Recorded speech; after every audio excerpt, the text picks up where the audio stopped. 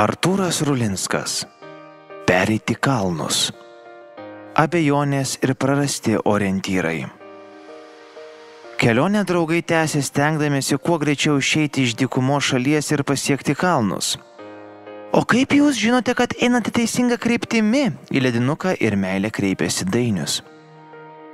Labai paprastai, atsakė Meilė. Ledinukas turi kompasą, o kompasas niekada neklysta. Jis visada rodo šiaurę ir pietus. Mums reikia eiti į šiaurės vakarus. Beje, dar turime ir Ledo karalystės knygą, kuri taip pat yra tiesos kompasas, padedantis atskirti gerą pasirinkimą nuo apgaulingo. Kai nuklystame, jaučiame baimę, nerimą, gėdą ir kaltę. Kai keliaujame teisingų kelių, jaučiame džiaugsmą, laimę, meilę, ramybę. Į pokalbį įsiterpė ledinukas. Štai ir priėjome. Kompasas nustos veikti, nes kalnuose daug geležies ir rodyklės gali klaidingai rodyti. Kaip tik pagalvojau, kad aukščiau palipėję galėtume nakčiai įsikurti štai tame urve, tarė Meilės tėtis Joris. Bent turėsime prieglobstį, nes čia tikrai šalta ir laužą užsikurti reikės. Ąžuolai, einame parinkti sausų šakų, pakvietė jis ir jie dviesi nuėjo į miškelį prie kalne esančio urvo. Ilgokai tėtis su ąžuolu negrįžta, po kurio laiko susirūpinusi tarė Meilė. Gal verta jų paieškoti? Einam visi kartu, nes jei būsime atsiskyrę vienas nuo kito, mums bus lengviau padaryti piktą, tarė Dainius. Visi jie pakilo ir nuėjo į mišką ieškoti. Gerai, kad buvo matyti pėdos sniege, tačiau priėję prie miško ir pamatę kalnų upelį, jie pametė jovaro ir ąžuolo pėdsakus. Nes buvo akivaizdu, kad jie nusprendė perbristi upelį ir sausų šakų paieškoti kitoje pusėje. Perbridę upelį jie pajuto, tarsi kažkas gyvas juos stebi ir tarp medžių juda. Staiga pelėdai suūbavus iš po medžių kažkas keliautojus puolė ir prasidėjo grumtynės. Tamsoje jie negalėjo žvelgti nei kas, nei kiek yra užpuolikų, nematė kaip apsiginti ir kur bėgti, tik pajuto, kad ant jų užmetė tinklus ir kiekvieną parvertę ant žemės traukė, kol įtraukė į kažkokią požeminę erdvę, o ten uždarė.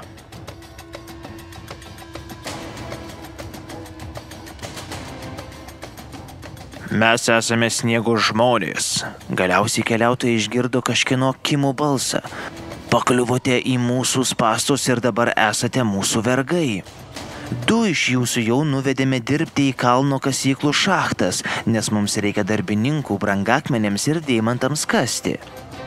Apsipratusi su tamsa Meilė, pamatė, kad su jais kalba 3 dideli vyrai, perpus didesni už jos tėtį ir ąžuolą. Jų oda buvo panaši į kailį, kojos storos ir raumeningos, o rankos ilgos ir nutysusios žemiau kelių. Prisidengę jie buvo tik juosmenį kažkokiu senu audeklu, veidai buvo apžėlę barzdomis, plaukai supinti į ilgas kasas.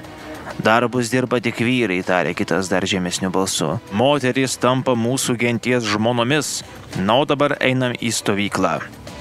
Didžiulę kuoką tie padarai pirmiausiai pastūmė ledinuką eiti nurodytą kryptimi. Tai kaip mums dabar padės Ledo karalystės knygos kompasas? Pašnibždomis paklausė Dainius. Neįsivaizduoju, kaip mes iš tokių galiūnų galėtume išsilaisvinti. Karalystės knygoje rašoma, nors einu per tamsiausią slėnį, nebijau jokio pavojaus, nes tu su manimi, tavo ganytojo lazda ir vėzdas apgins mane, atsakė ledinukas. Aš jūs pasirinkau ir jums bijoti nėra ko. Tiesa, pavargti, padirbėti, net pakentėti gali tekti, tačiau tikiu, kad viskas išeis į gerą, nes pašauktieji ateiti į Ledo karalystę ją pasieks. Tėti, tėti, atbėgęs į vieną sniego žmonių kreipėsi sniego berniukas. Atbėgau pasakyti, kad iš šiaurės atskrenda didžiuliai audros debesys. Turime keliauti kuo giliau į urvus, nes bus didžiulė audra. Gromuliavo naujieną milžinas sniego žmogus. Jeigu ateina audra, tai mums reikia ne į žemutinius urvus, kur kasyklos, o į aukštutinius, nes tas upelis per audras taip patvinsta, kad net kasyklas užlieja. Eik perspėti kitų, dar ir tuos 2 belaisvius pasimkit. Keliaujant urvu, Ramunė pamėgino pakalbinti sniego žmogų. Kodėl jūs gyvenate urvuose ir šiuose šaltuose kalnuose? Pasaulis daug gražesnis už kalnų, kur pievos, ežerai, miškai. Nors kalnuose ir sunkiau, juose yra daug naudingųjų iškasenų. Taigi mes kai ką iškasame ir išmainome į dalykus, kurių mums reikia. Taip pat kalnuose mums saugiau, papasakojo Sniego žmogus. Kartais mes užpuolame kokį kaimą, parsivedame vergų, prisiplėšime gerybių, o grįžę greitai pasislėpėme kalnuose, nes jie mus saugo. Dabar mes jūs prirakinsim šioje angoje prie sienos, o patys einame į pasitarimą, nes jau dabar girdžiu, kaip griaustinis daužosi. Užvertę angą didžiuliais akmenimis Sniego žmonės išėjo. Pasidarė labai tamsu.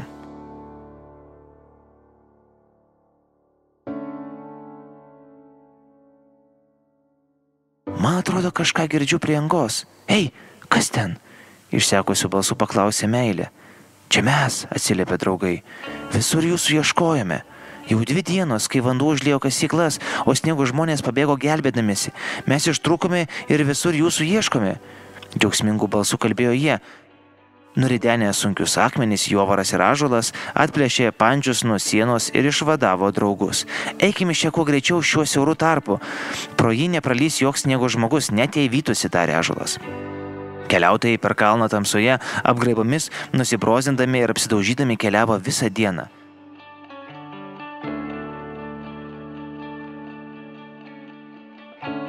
Matau labai silpną šviesą, eikim. Ten turbūt ir bus išėjimas iš kalno, pagaliau tarė ledinukas. Ir iš tiesų jie išlindo kitoje kalno pusėje. Išvydo skaisčią saulę ir žydrą dangų.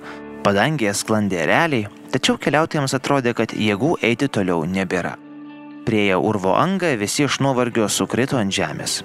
Dėkoju tau, karaliau, tarė Dainius, kad atsakėjai mūsų maldas ir išvedėjai šviesą, išgelbėjai iš pančių ir iš tamsos, davėjai vilties ir suteikėjai jėgų įveikti visus sunkumus. Po šios maldos visi ledo karalystės keliautojai užmigo gilių miegų.